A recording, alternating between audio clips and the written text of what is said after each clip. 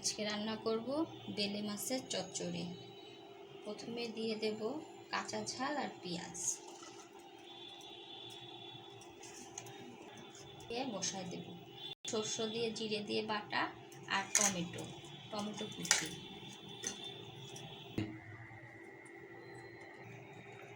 এবার দিয়ে দিচ্ছি বেলে মাছ, কাঁচাই দেব, ভেজে দেব না।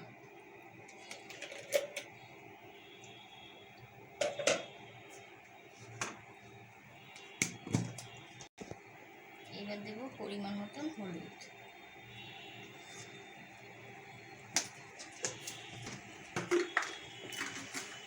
এবার দেব লবণ,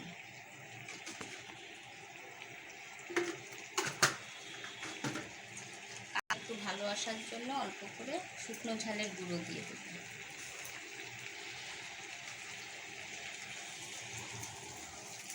এটা ভালো করে হাতে মেখে নেব।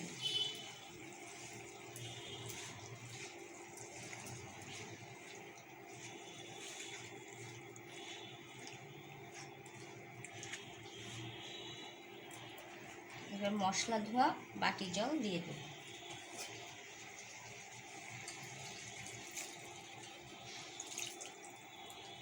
অল্প করে জল দেব, বেশি জল দেব না। বেলে মাছ বেশি সময় লাগে না রান্না করতে। নামানোর আগে একটু ধনিয়া পাতা ছিটিয়ে দেব, ছড়িয়ে দেব। এবার দিয়ে দিচ্ছি ধনিয়া পাতা।